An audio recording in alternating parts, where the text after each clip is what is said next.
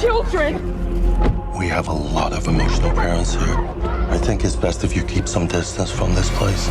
Amy, ma'am, congratulations on your Oscar nomination. Thank you so much. It's been a really sweet surprise, and it's a very strange trip. I will say, I'm not saying that you didn't think that you would give an Oscar-worthy performance. You know that it's in your wheelhouse as somebody that was already nominated once, but I don't think it would be for a performance like this. But no, and I'm not going to say how long it's been since your first Oscar nomination. I won't. No, I won't. I'll just say they can look it up. But I'd be curious for you, compare the two experiences, because I don't think they could be any more different when you really look at it.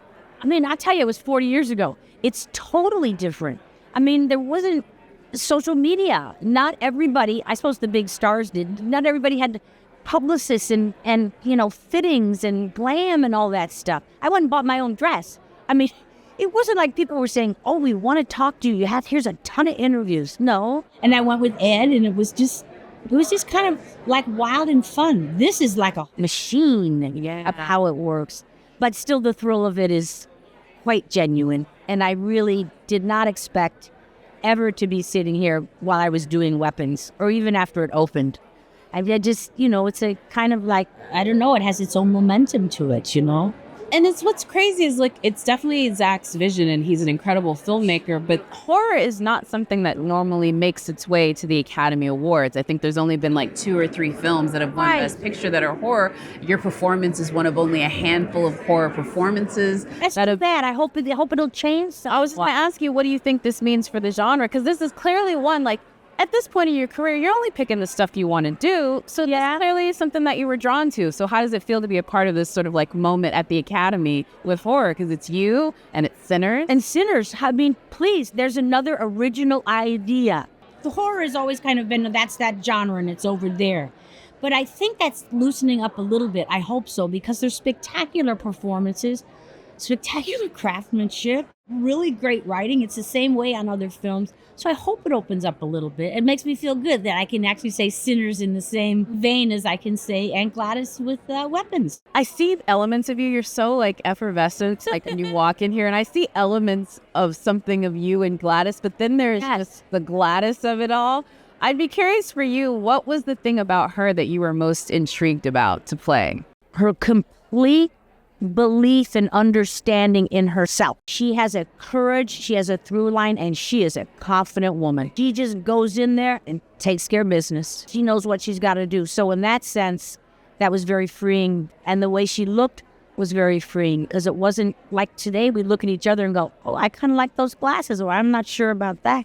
I mean, Gladys loves the way she looks. She doesn't care about anybody. So as a woman in this eye of the world and in this business, it was very, very freeing. I mean, I really enjoyed it. What has been your favorite Gladys reaction, or somebody talk to you about it? Because I talked to you, like, I think at like the Critics' Choice, and you just seemed just like, I can't believe this is real. Like, this whole thing seems like... Yeah, it did. It did. It just was like, what? And you look around and you see all these stellar performers and people. I don't know really even... how to answer that to you. I really don't. The whole thing has been... Yeah, hasn't been somebody that you saw like a Hollywood person, like, I'd be like, oh, you too? You're on the Gladys street? Well, I've got a lot of things from social media, and I'm not a social media person, but my daughter and friends send me stuff.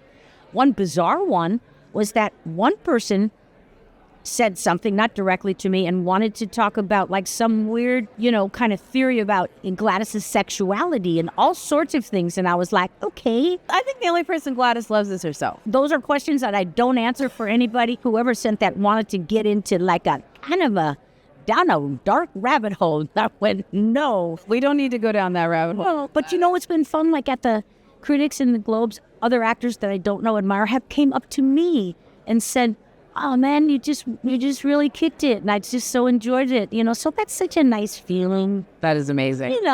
I'm loving that you were honored for this, but I really feel your entire cast. Please, Julia, Josh, Austin Abrams, Benedict Wong, Alden, just across the board, Carrie Christopher. Yeah. They don't get enough love. So But that's why we're glad we have like a casting Oscar now, because I feel like it really is something that like can showcase what you can do when you get a great casting director that can assemble an all-star cast. In the history of movies, if you could pick one movie that you could give a casting Oscar to that didn't have a chance to get one before this first year, who would be the one that you they didn't have a chance to get it.